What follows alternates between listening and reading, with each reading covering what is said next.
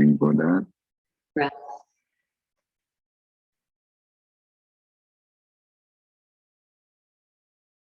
Mm.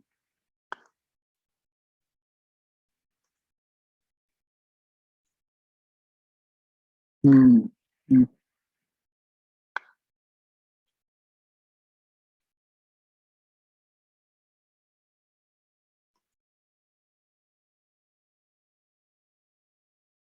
Mm. Mm. Mm. Mm. Wait, go ahead and wait. Namo Fundamental Teacher Sakyamuni Buddha. Namo Fundamental Teacher Sakyamuni Buddha. Namo Fundamental Teacher Sakyamuni Buddha. The unsurpassed, deep, profound, subtle, wonderful Dharma in 100,000 million eons is difficult to encounter. Now that I've come to receive and hold it within my sight and hearing, I vow to fathom the thus come one's true and natural meaning. Okay, that's good. Thank you. Okay, we will do 1 minute meditation. All right. Okay. Keep our back straight, our neck straight, close our eye. Inhale and exhale to the nose. And if you see your monkey mind, don't go with them. Okay, just go back to your inhale and exhale. If don't hold your breath, just do it naturally if you could. If you lose track of your counting, start from 1. Okay. All right. Let's do that.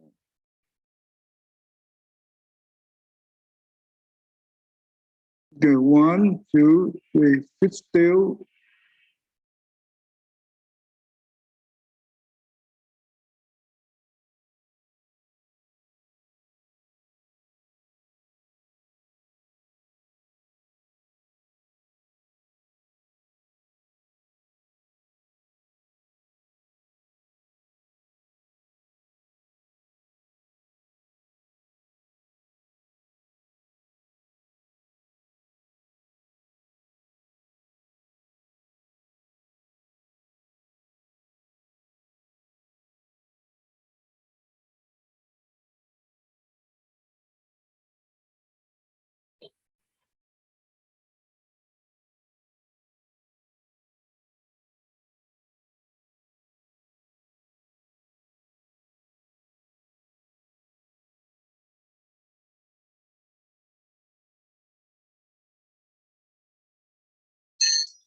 Good, thank you.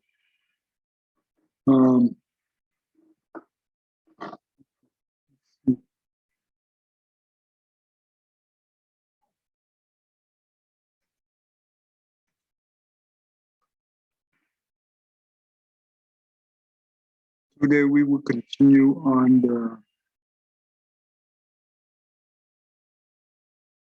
the over-generalization. I think we already learned a little bit about this, right? And I don't know which one. Okay. Did we learn about this yet? I don't think we talked about this last week. No, not last week, the week before that. But anyway, we can go ahead and try it. Larry. Yeah, that's right. Go ahead. You can start from here. Overgeneralization. When people overgeneralize, they reach a conclusion about one event and then incorrectly apply that conclusion across the board. Okay. Go ahead and do example number 1. You make a low... Huh? Okay, go ahead. Example 1. You make a low score on one math test and conclude that you're hopeless at math in general. You have a negative experience in one relationship and develop a belief that you just aren't good at relationships at all. Good, that's good. Tell me what's wrong with this example?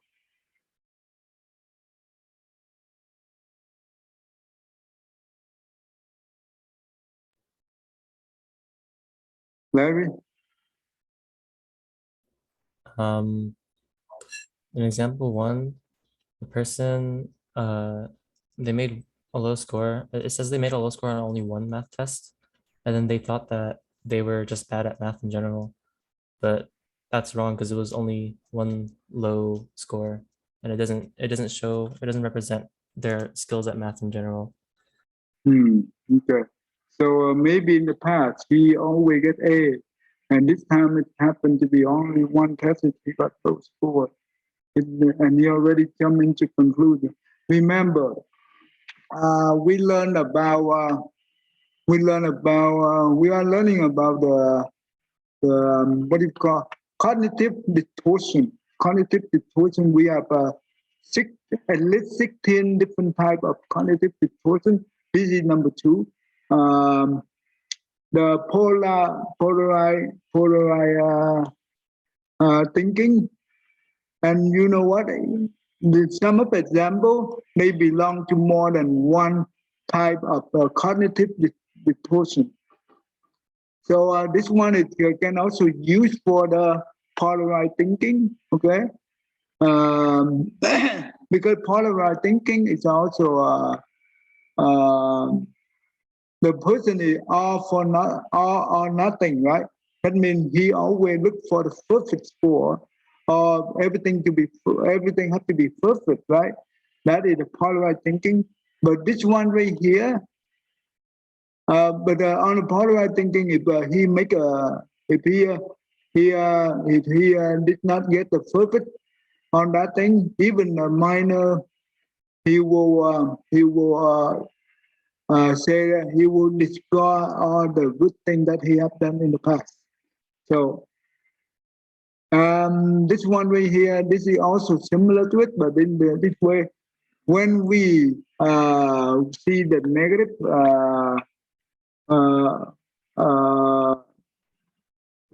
on the negative event, right? Negative on something, and we go ahead and generalize and jump into the conclusion for that specific.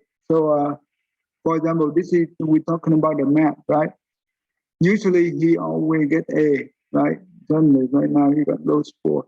He used that negative and he jumped directly to the conclusion. That is a very scary. So who can help me to change it into positive?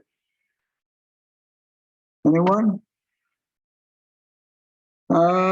Aaron, will. Which example? Example number 1, can you be able to change to the positive? Like change the statement to a positive statement? Yeah. Good. Like do I have to like repeat the whole example and like just like reword it or something, or do you just want me to like explain how I could like make it some like positive? Can you make once rephrase in the way the positive? Well, I guess like instead of like concluding that you're hopeless, you can just try better, like just take it as like a learning lesson and like try to like make it better in the future. Okay. So maybe something like this. I have studied hard, right? But I don't know why I got the low score on this one. But you know what? I will look at the problem that is incorrect, and I will review it, and I will make sure I be able to understand the one I make a mistake on it. I will make sure that I try the best to solve the problem. Then the next time I will try harder so I can become better. Okay, so something like that. So that's how we should always thinking in positive, don't think in negative, because when we have a negative, easily for us to give up. Okay.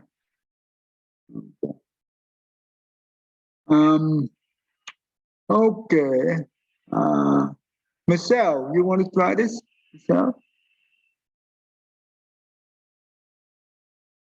Which one? you have a negative.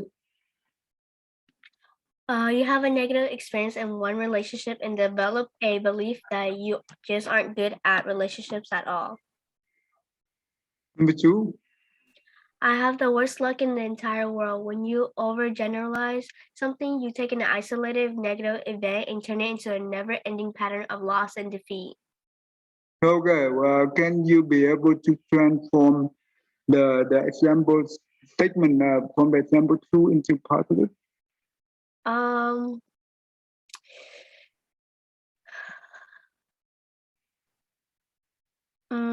like I guess you could just like switch it around and just like, oh, okay, I have one bad luck, but like I don't know how the rest of my days are gonna be, so it might be good luck. Something like that. Yeah, something like that. That's good. When we say we have the worst luck, but the worst luck, what is that? Why we need to connect to the entire world for what? If we look at in the world right now, right, compared to the people who are, let's say that we compare to, if we look up, right, we look up, we cannot compare to other people. But when we look down, we are more fortunate than other people. A lot of people in the world right now, you know what, in the Ukraine, Ukrainian people, they are very suffer, right? And even the Middle East people, they are very suffer. We still look at the people who are they have no shelter, they have no food to eat. How could we say that? I have the worst luck in the entire world. That's not true, really not true. So when we try to prove, when we give something that we can prove that the statement we just say it's not true, then that's how you can motivate yourself.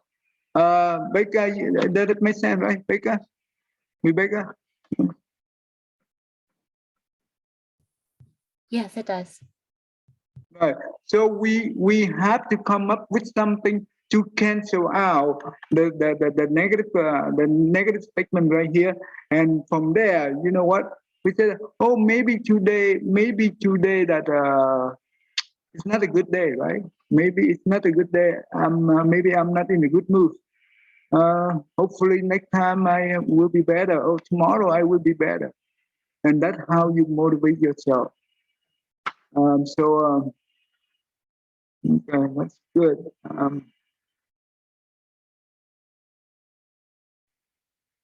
Okay, Becca, you want to try number 3? You speak up at a team meeting and your suggestions are not included in a project. You leave the meeting thinking, I ruined my chances for a promotion. I never say the right thing.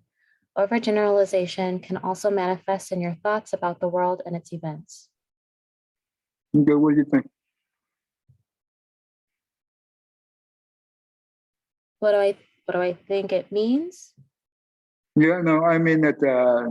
How do we change this negative? Oh, instead of thinking that you've ruined your chances for a promotion forever, maybe work towards coming up with better ideas for the next meeting. Okay. Yeah, something like that. And it's also very important when we work at the company, we have to think about the teamwork. Don't think about the individual. Because whatever we do, we contribute at the teamwork. And you know what? The team, they look at the company, they look at the benefit of the company. They don't want to look at the individual, even though sometimes our idea is good, but it doesn't work out for the whole world, for the whole team. And it's okay. Maybe next time it will be okay.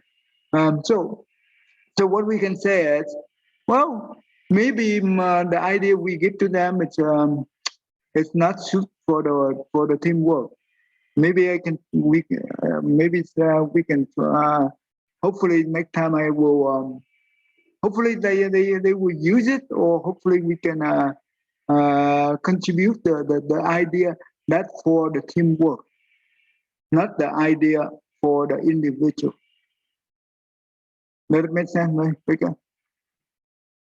Isn't it? Yes, it does. So when we say something like that, and that means the feeling of sadness or the feeling of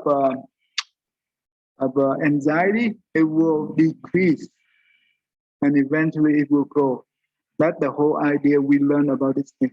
We learn all this thing here to recognize it and try to transform it. Okay, that's important. Serena, Yeah, number four. Number four. or you're running late for work and on your way there you hit a red light. You think nothing ever goes my way. What do you think? How do we change it?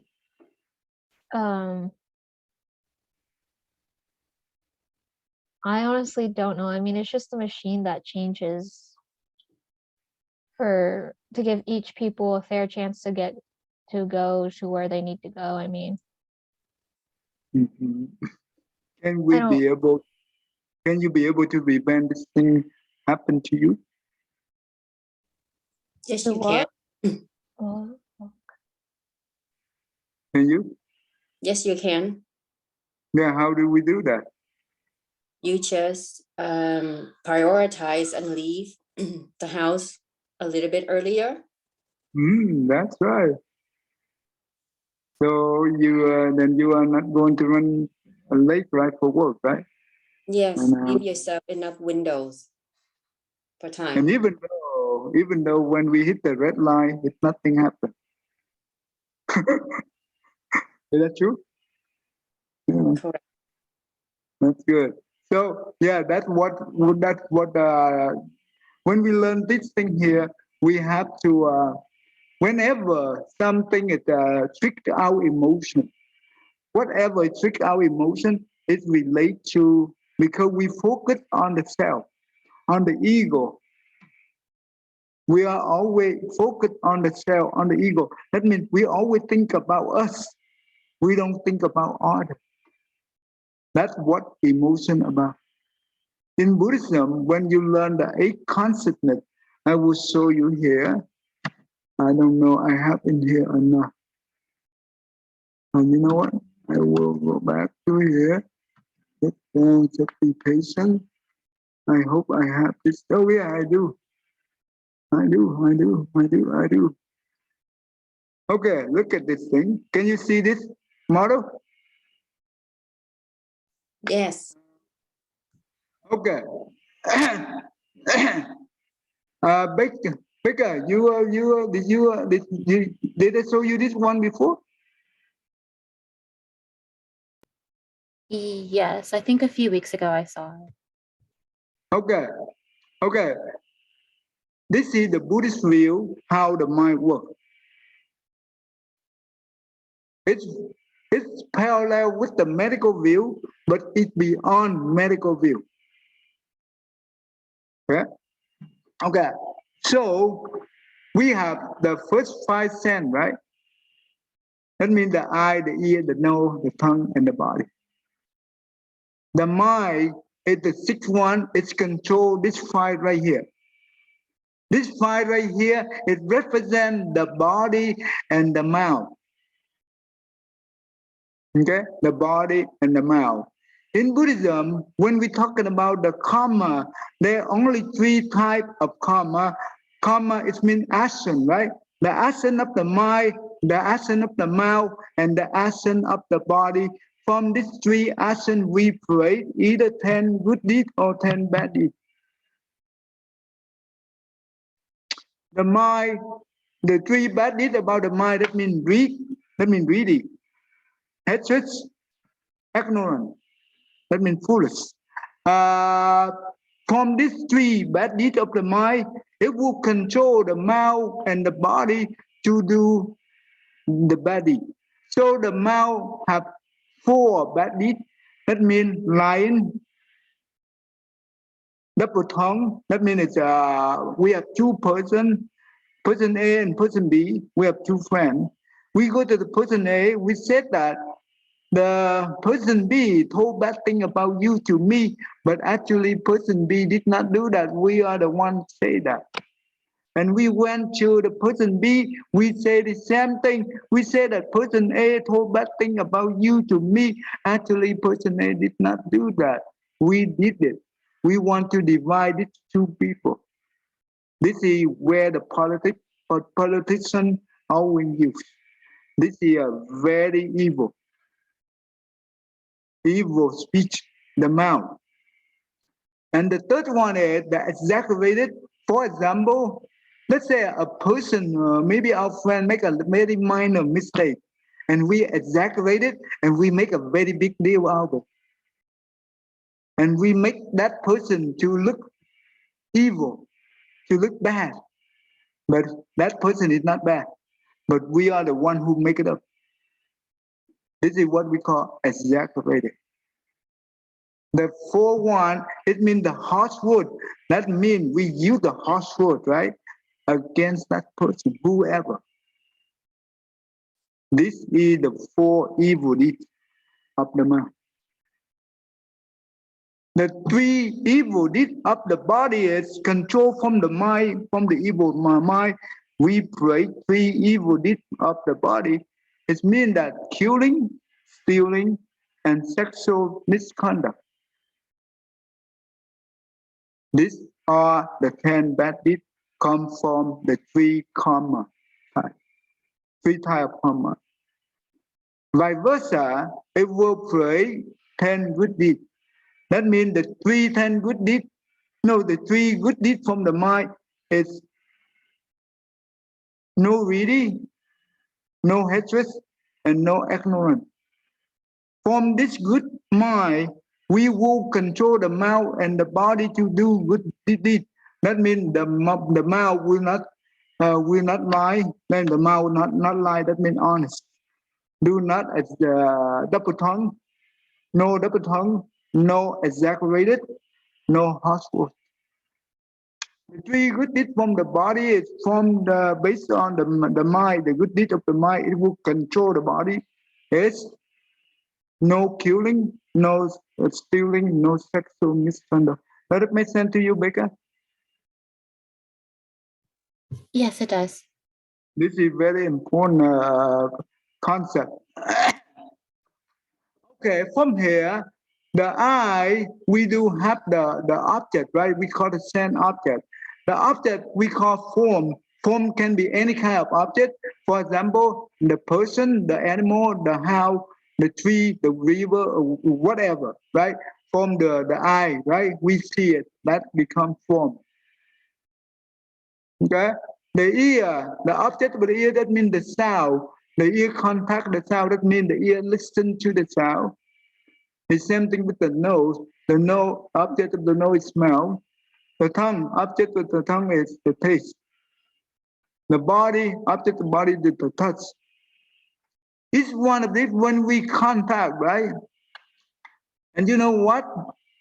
It will create the consciousness of each one of this. That means the eye consciousness, when the eye contact the form. The ear, when the ear contact the sound, it will create the ear consciousness, and the nose consciousness when the nose contact the smell, and so on. What does the consciousness mean? It means that in our body, right? The brain, we call the nervous system. They have two parts of the nervous system do, the brain and the spinal cord. The spinal cord. The spinal cord is it's carry all the nerves, all the nerves. It's all the nerves connect from the brain to the entire body. The brain control the entire body. What kind of the brain control the entire body? Control our emotion, control our movement, control our whatever that well emotion, right? Whatever we do, the body been controlled by the mind. Okay. So what does this mean? It means that when we see a house, right? The eye see the house. The eye at this time, it do not know this is the house. No, the eye cannot tell. It cannot distinguish. The eye just know it's a form, but it did not be able to distinguish this is the how. And the eye constantly, just like the camera, it would take a picture of this thing and it will transform the data into the brain, to the nerve, to the nerve. For the medical view, what the brain do? In the brain, they have a function. They will convert the object from the eye into the sight. At that time, we be able to distinguish. This is the how. The ear, when we listen to the music or whatever the sound is, that means the ear contact the sound, right?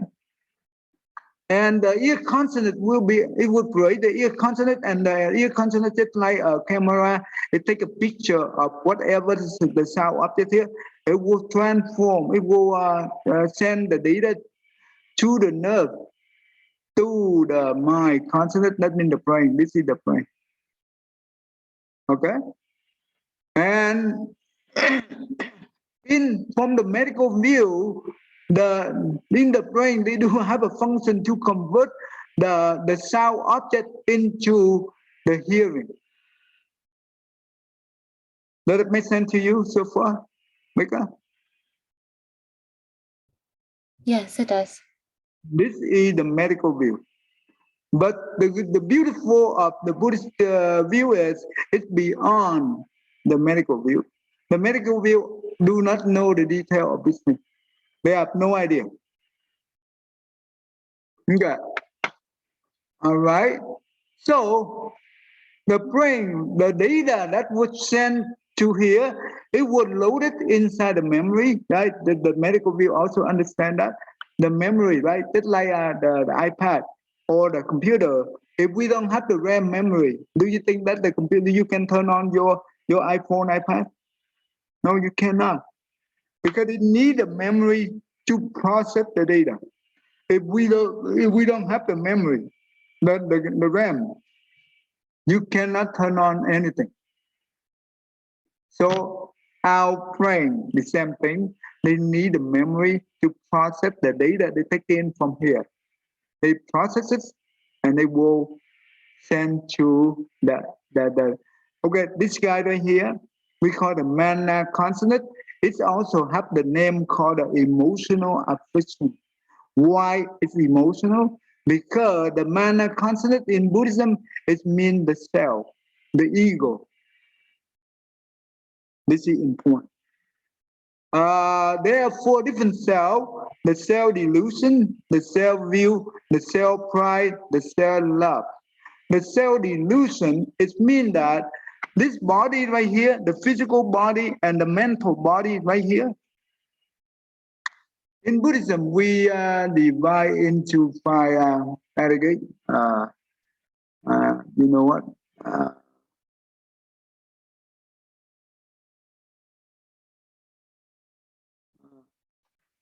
You give me 1 second. Okay. You see, the body, we call the human body or the animal body, doesn't matter. Even the ghost body, the heaven God body also have this 5 aggregate. They call form, feeling, perception, mental formation, and consciousness. These are the 5 elements or the 5 aggregate. It represents for the physical body and the mental. So far, so good. Does it make sense to you? The form, it represents for the physical body. The feeling, the perception, that means the thinking or the way we perceive, right? The mental formation, that means this is related to okay, I will let you listen to this one. And the consciousness, this 4 right here represent for the mental. The consonant here is represent for the last one, we call the alaya consonant or the storehouse. It will store all the data we taken in from the outside into here. It becomes the permanent memory.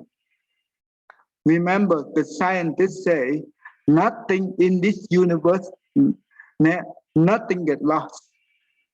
It just transforms from one state to the other. Never get lost. So then where the data stay, it have to stay somewhere in the memory. This is called a permanent memory. Remember, the medical view for the permanent memory, they are different from the Buddhist. The permanent memory in Buddhism, we talking about not only one lifetime. We believe in the reincarnation. That's why it's we've been through many lives. Because as long as we still ignorant is represent for the self. We attach to the self, the ego.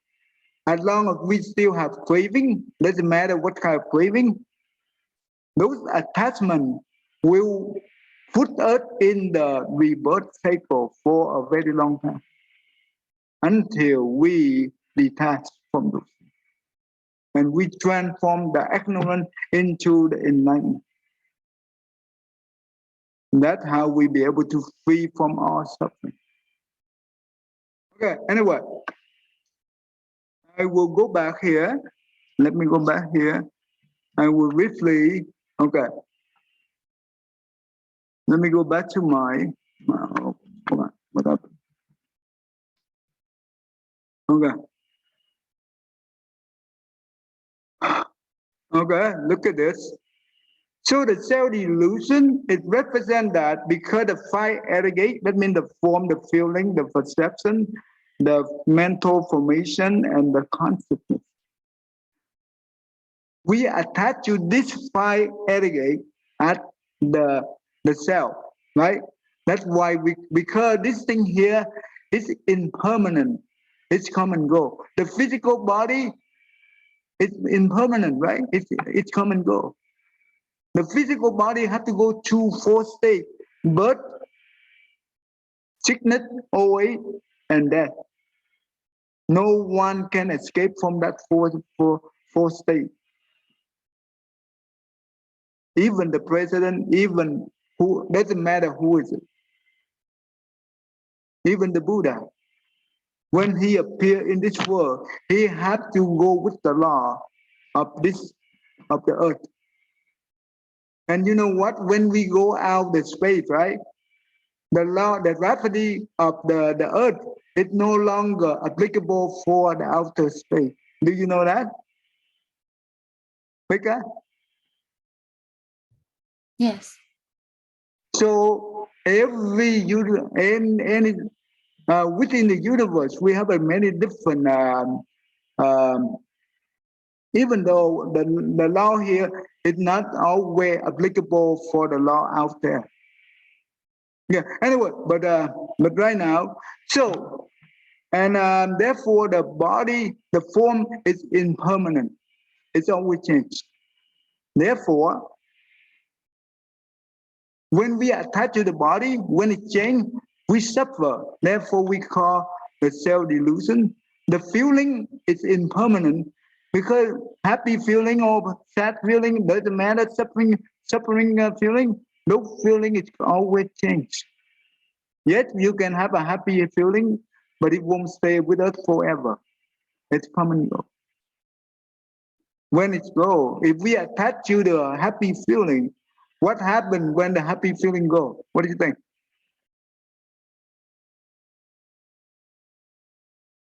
Becca, what do you think? Then you're depressed. You depressed. You feel really suffer, right? Therefore, this is what we call impermanent, and we do not see as impermanent. And when we attach to it, we suffer. Therefore, we call the self delusion. The perception, that means the thinking, also impermanent. The mental formation, I will show you what is the mental formation. The mental formation more into psychology. Just like we learn the Buddhist psychology, when we contact something and the mind pay attention to it, and it will trigger the emotion, and the emotion control the mind. Those things we call mental formation. Okay. I will talk more into it, you to understand. Those things come and go. Mental formation also impermanent. Consciousness also impermanent. Even though the knowledge that we learn from school, from book, from teacher or whatever, it will be in here. Those knowledge or experience, do you think that they always stay here forever? No. It's also impermanent. So if this guy right here, always attach on the data inside this storehouse, that's why we call self, right? This is also delusion. So the self view, that means, let's say that, let's go to Russia, right? The Putin. His view for the Ukraine is different from the NATO view, from the US view. So each one of us have a different view. If we have a different view, and you know what, when those different views collide, we will suffer, right? This is called the self-view. Yeah? Tay, sorry, I have to go. Yeah, Yeah, thank you. Thank you, bro. So you understand, right? So the self-view is very important. So Serena, you understand, Serena? Yeah. There's Okay, how about this? Let's say that between the Democrat and Republican, right? Each one of them, they have a different view of the politics. And when they run for the election, right?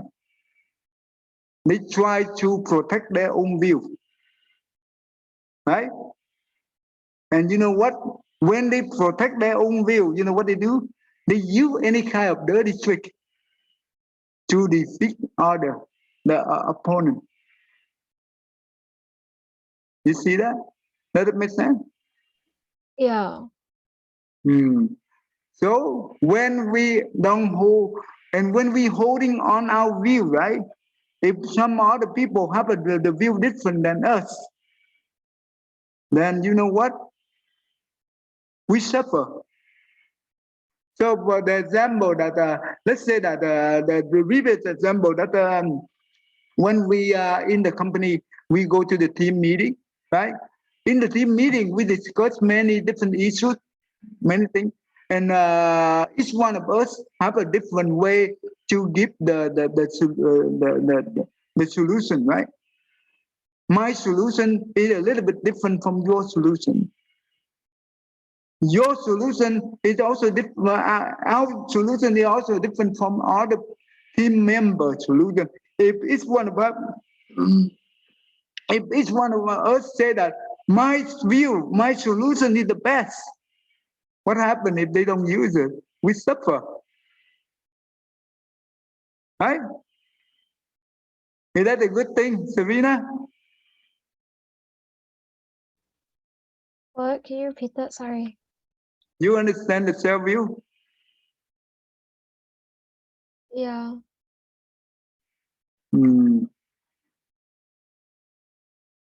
Big William, you understand the self view?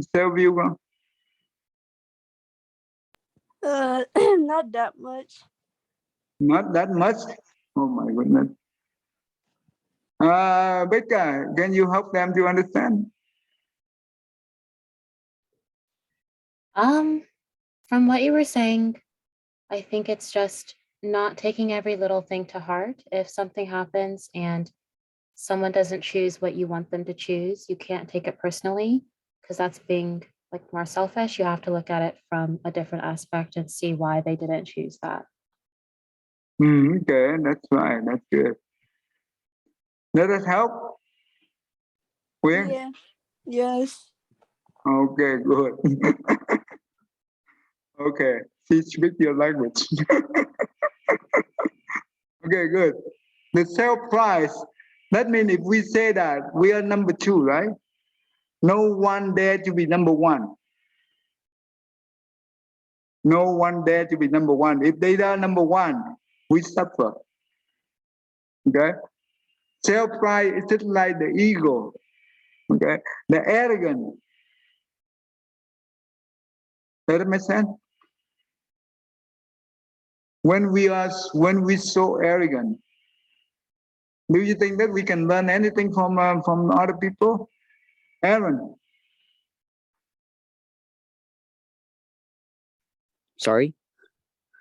when we are arrogant, right? Do you think we can learn from other people?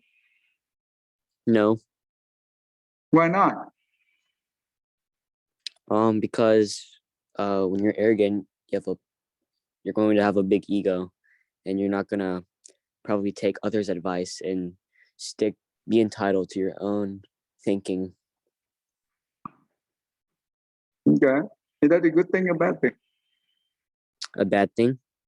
Very terrible thing, right? Mhm. That's good. Okay. Self-love.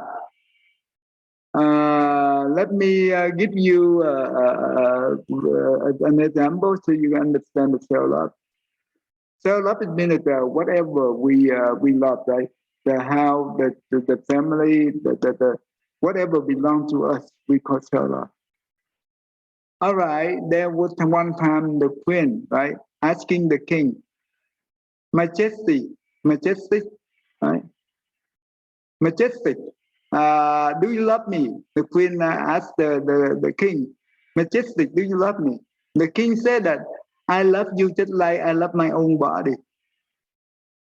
And you know what the queen said? Really? And the king said, yes. And the queen said, what happens if one day I have an affair with other men? What are you going to do? I kill you.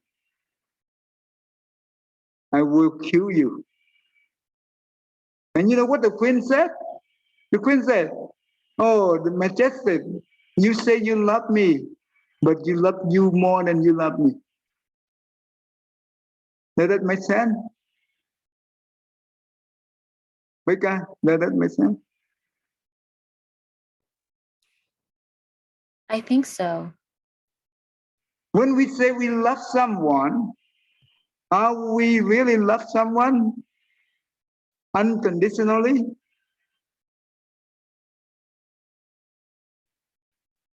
Our love, even though we say we love our spouse, right? Our love always have condition. If that person didn't do anything, it did not follow our way, we no longer love them. Yeah? We no longer love them. This is the self-love. When we have this kind of love, we suffer. That's why in this country, more than 50% of the people, more than 50% of the couple divorce. At the beginning, they say they love each other. What happened? You know, that's what we call self-love. When we attach to the self-love, we suffer. Self-delusion, self-view, self-right, self-love. You see the self it represents. Whenever we attach to the self, you trigger your emotion. The emotion become affliction.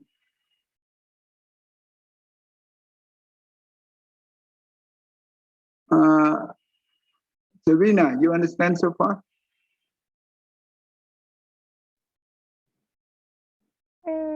Yeah. You know why do we have the feeling? Why we have the emotion? I think to a point, yeah. Because we attach to our ego, ourselves. We think about ourselves too much. We don't think about other people. The more we think about ourselves, the more suffer we get. So does that make sense to you, Baker? Yes, it does. And therefore, in Buddhism, Buddha always teaches us to detach from the self. Instead of we think about ourselves, we think for others. When we think for others, it becomes the loving kindness and compassion. This is the universal love. Because the love not come from the self, but to others, not to the self. Even though the other people, when we help them, right? We help them, we try the best to help them. When they encounter the situation, we help them.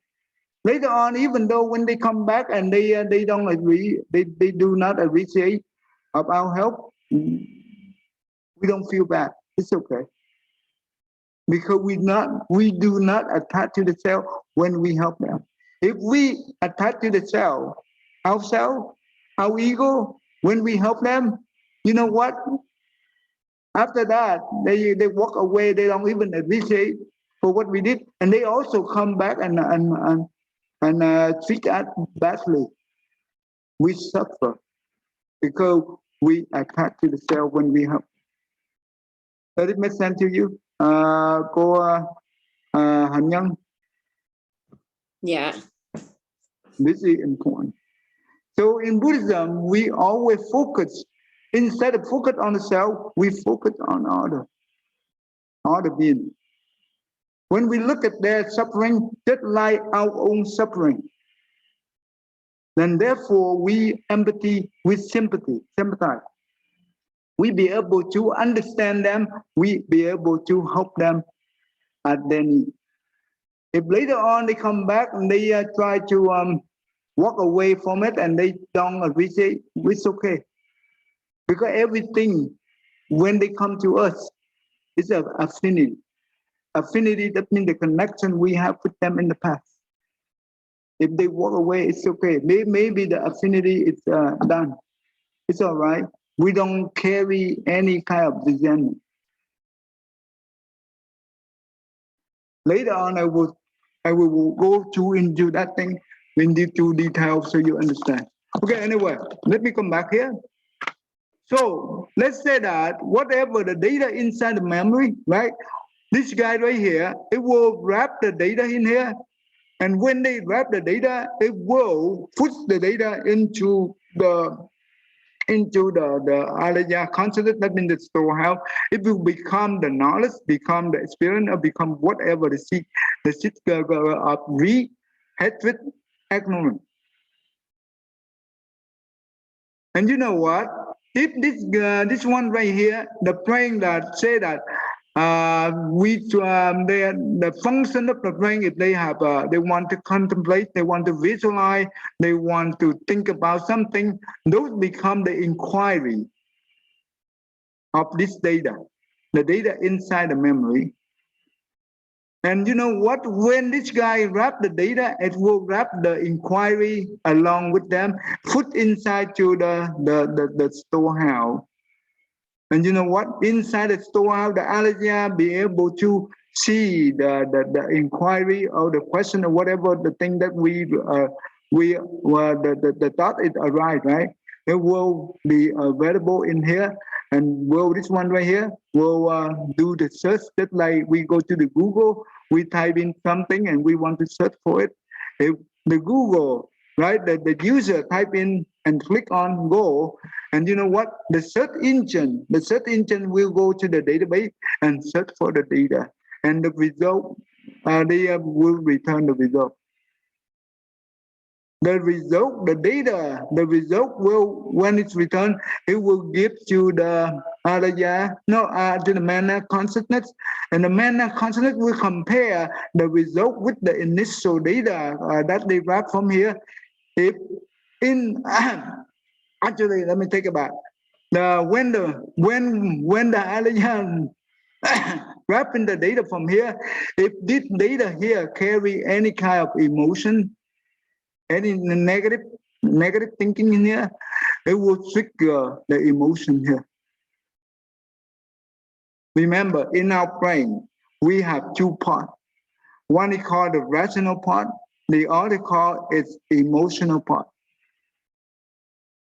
Usually, the emotional will be the first one before it comes to the rational. You understand that, Becca? Right? This is important. Yes. So, if the result data come from the area will give back to the mana consonant. If the mana consonant see this data have any kind of emotion, the feeling, it will trigger the emotion. Because this guy right here, it's attached to the cell. Therefore, it's always the emotion. When it's emotion, it means affliction. That means suffer. And sometimes this emotion so strong, it will control the mind and make the mind become negative.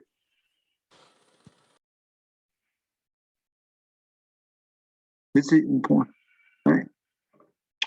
Okay, anyway, so all the Western, the good thing about the Western psychology in here is they give us the detail about the cognitive distortion. At least we be able to learn 16 different cognitive distortion type, right? 16 type of those things.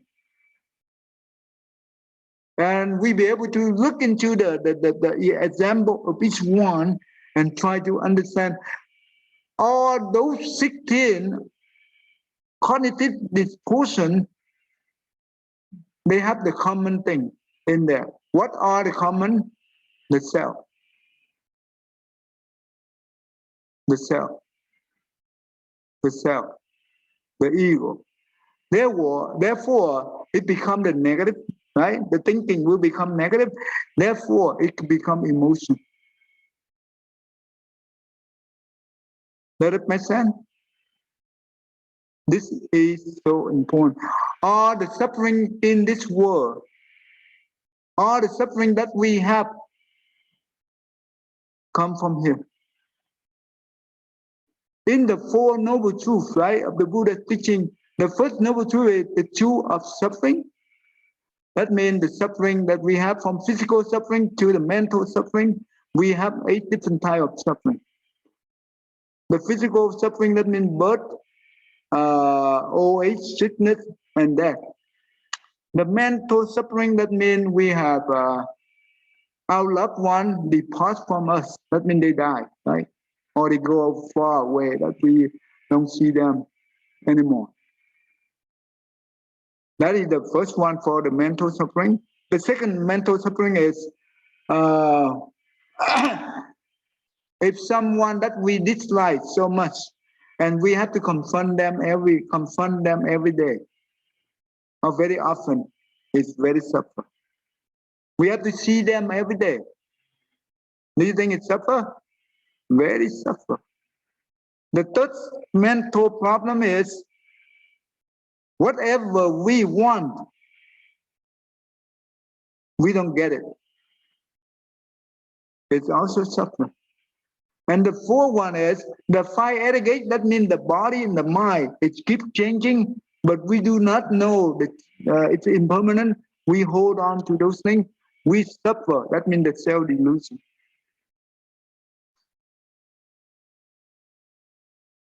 Therefore, all the suffering comes from, so the second noble truth is the two cause of suffering, it comes from here.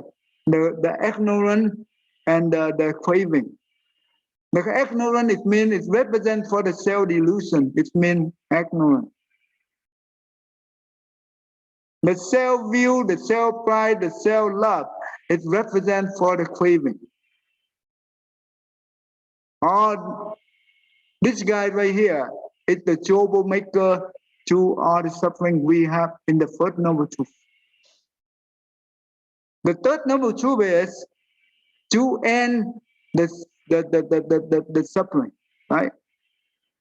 How do we end? In the third noble truth, it says that we have to remove the ignorance and the craving. It means that we have to detach from the self, and we also detach from our craving. When we do that, we will be able to attain the inner peace, the ultimate happiness.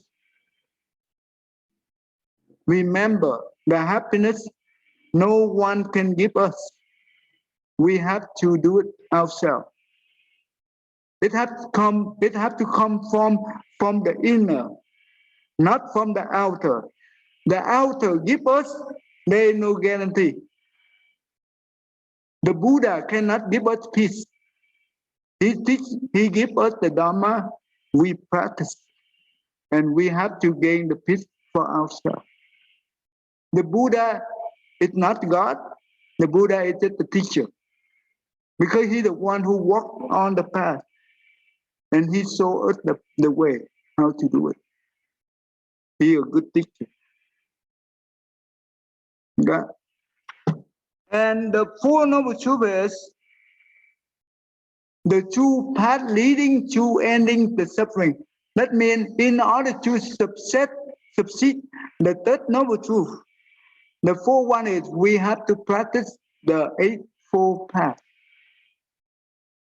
That's how we be able to remove the ignorance and the craving. There are Eightfold Paths: right view, right contemplation, right speech, right action, right livelihood, right effort, right mindfulness, and right concentration. This is important. Okay. Anyway, but do you have any question for me before I go on? Because does it make sense so far? Yes, it does. But do you have any question for me? Mm-mm. Anything that you want to know more than whatever? If I not give you, you can go ahead and then ask me whatever you think that you want to know. Um, I can't think of anything right now, but I might email later. Yeah, you can ask me next time when you have it. Michelle, everyone here, you understand so far, Con? Michelle? Are you there? Yeah, Ty. You understand, Aaron? How much you understand? From 1 to 10? Like 8.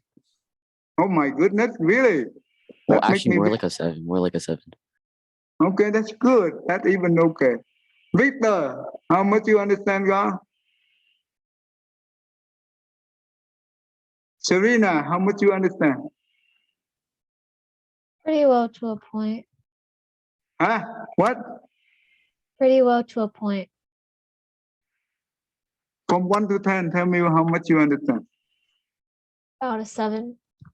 Okay, that's good. Cô Sang Nhẫn and Nguyên, how much you understand? A good 8.5. 8.5. Oh my goodness. I would say about 50%. Only 50% because you haven't go to the flat more. You have to go attend the flat more. So That's right. you will be. Okay, that's okay. Michelle, how much you understand, God? I say 8.5 too. Really? Yes. Oh my goodness. Okay, Hung, how about you, God? Like 7. Okay, that's not bad. Elizabeth. 6.5. Okay, you are discount. That's good. That's good. Thanks for your feedback. Thank you. That's really good. I just want to know. Okay, because time is up.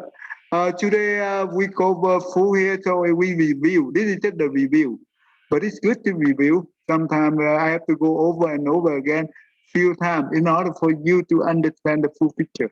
Yeah. Okay, Michelle, đọc cái này đi con.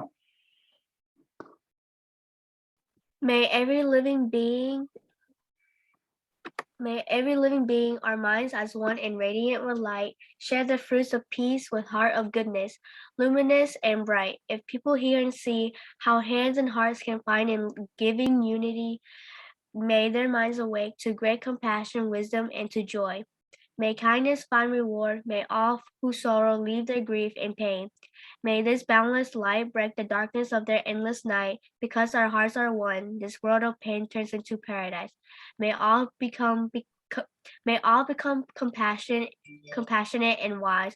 May all become compassionate and wise. Okay, yeah, thank you. We'll see you next week. More. Okay, thank you, everyone. Thank you. Yeah, Thank bye, you, Thầy. Bye, Thai. Hay Đức Phật. Nam mô A Di Đà Phật. Thank Cảm you. ơn thầy. Yeah.